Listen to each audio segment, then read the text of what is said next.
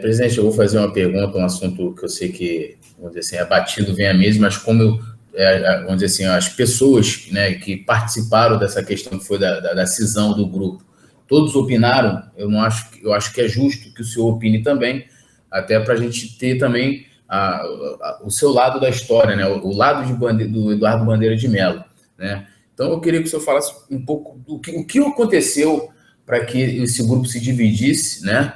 E havia acordo. O acordo o propalado acordo para que eu não concorresse à reeleição? Isso. Bom, como você já colocou, eu já falei isso várias vezes, né? E vou falar mais uma vez, não houve acordo nenhum. Não sei exatamente por que as pessoas pisam tanto num assunto que está mais do que esclarecido, que nunca houve. As únicas pessoas que defendem que houve esse acordo são as pessoas que estão concorrendo contra nós agora, né? Então, as pessoas que estão do nosso lado, que estão neutras, né? Todas elas atestam que não houve acordo. Então, é uma coisa que não pode ser provada, né? E a única coisa que eu tenho que dizer é que isso é mentira, né? Quem fala mentira é mentiroso. Agora, eu acho que é perfeitamente legítimo que pessoas que estavam me apoiando até determinado momento mudem de ideia e formem uma chapa para tentar combater a atual administração do Flamengo. Isso é absolutamente legítimo, é democrático. Então, se fosse só isso daí, eu não teria nada a reclamar, não teria nada a objetar. Mas houve, efetivamente, né, essa dissidência, essa cisão, não partiu do nosso grupo, mas aconteceu. Tá? O que aconteceu foi que, quando eu assumi a presidência do Flamengo, eu não tinha a menor intenção em concorrer à reeleição, não estava na minha cabeça. Aliás, a própria presidência do Flamengo, para mim, aconteceu de uma maneira, vamos dizer assim, não planejada, né? E em 2013, né, eu assumi a presidência e não tinha intenção de postular uma recondução.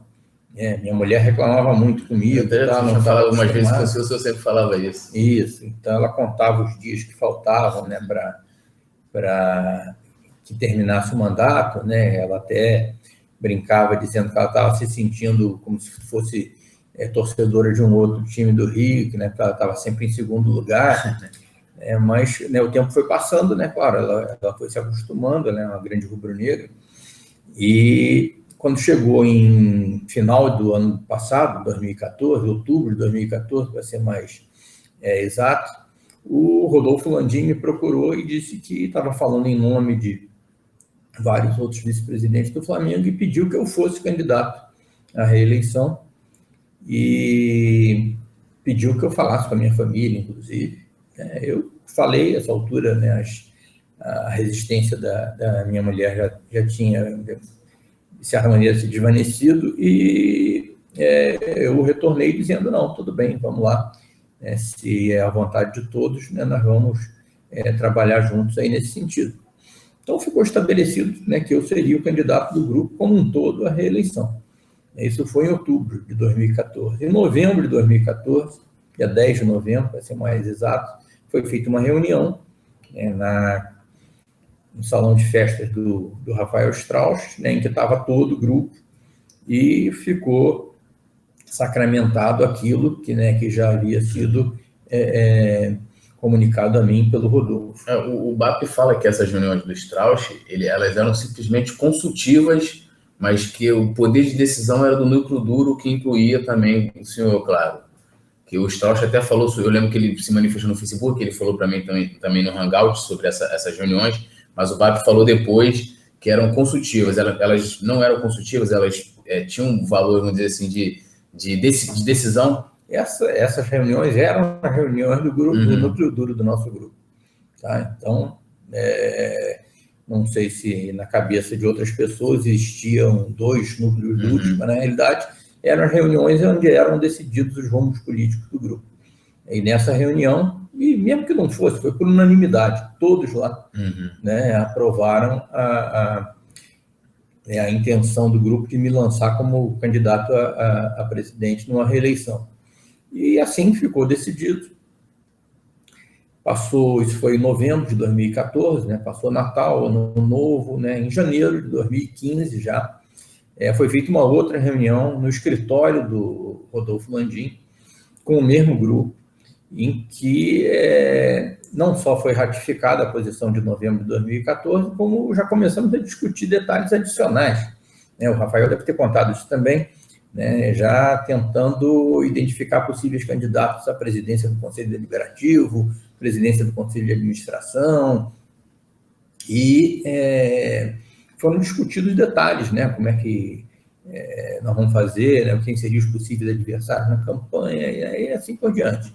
Ou seja, dia 25 de janeiro de 2015, tudo a mesma coisa.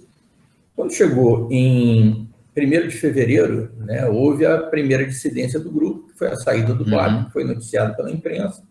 Ele saiu através de um comunicado, saiu com ofensas pessoais, uma coisa muito desagradável, também você já deve saber disso, né? E disse na ocasião que ia montar uma chapa para nos derrotar na eleição do Flamengo em dezembro, e nomeou, inclusive, né, as pessoas que o acompanhariam, né, nessa dissidência. E hoje, né, a gente sabe que são exatamente as pessoas que saíram, mas na ocasião ninguém saiu, só ele. Os outros, né, disseram que iriam continuar a lutar pela unidade do grupo, mas como foi uma coisa muito desagradável, né, com falta de educação, confianças pessoais, a minha, o Flávio Wieland, né, eu sentia que a recomposição do grupo não seria uma coisa fácil. Mas o tempo foi passando, esses outros vice-presidentes continuaram. Eu, inclusive, fiz questão de, numa reunião seguinte, novamente colocar o meu nome, né, como colocar à minha disposição de não insistir com o meu nome, se eles quisessem apoiar um outro nome que fosse mais fácil para reunir o grupo como um todo e tal, que eles ficassem à vontade. Mas é uma reunião agora na casa do Cláudio Prakovic, em que ninguém se colocou, e ficou mais uma vez estabelecido que todos seguiriam, né, comigo. Alguns disseram que iam tentar trazer o BAP de volta, né, e aquelas coisas, né, eu sem acreditar muito, mas confiando, né, que pelo menos nos bons propósitos dessas pessoas. E isso aconteceu já pouco depois da saída do BAP, acho que ainda em fevereiro de 2015, e a vida seguiu. Alguns vice-presidentes, ao longo desse período que transcorreu entre fevereiro e julho, conviveram conosco de maneira absolutamente normal. Eu, sinceramente, sentia que o Valim ele estava tendendo a acompanhar o BAP, né, e até porque eu tinha notícias de conversas que os dois vinham fazendo, né, inclusive convidando pessoas para concorrerem, né, com a presidência do Flamengo, mas como ele nunca explicitou isso de maneira formal, né, foi ficando também, os outros também, até que nós sentimos necessidade de ter uma posição oficial do grupo, né? Ou a gente segue junto ou vamos nos separar. Uhum. Então, convocamos uma espécie assim, de uma convenção do nosso grupo, né, para o dia 22 de julho, agora de 2015, né, no escritório do Alexandre Frobel, em que a gente ia definir quais seriam os rumos do nosso grupo para a eleição.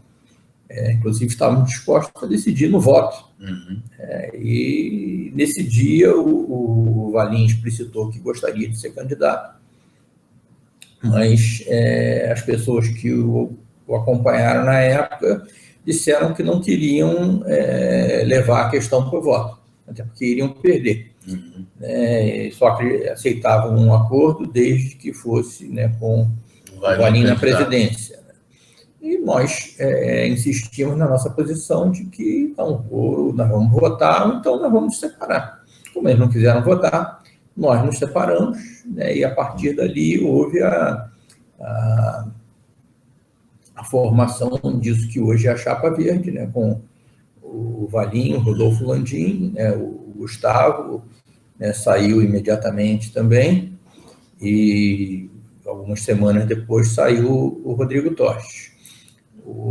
A princípio, eles postularam ficar como vice-presidentes, mesmo estando numa chapa contrária, o que era absolutamente, né, inadmissível. Né? O que eu coloquei para eles foi que eu não teria problema nenhum em tê-los como vice-presidentes, né, se eles não estivessem fazendo campanha contra o nosso grupo.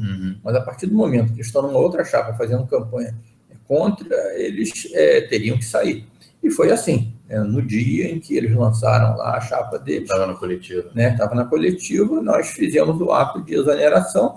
Tudo isso foi combinado previamente, ninguém ali se surpreendeu com nada, porque eu tive uma conversa pessoal, individual, né, com cada um deles, e todos eles sabiam que isso iria acontecer.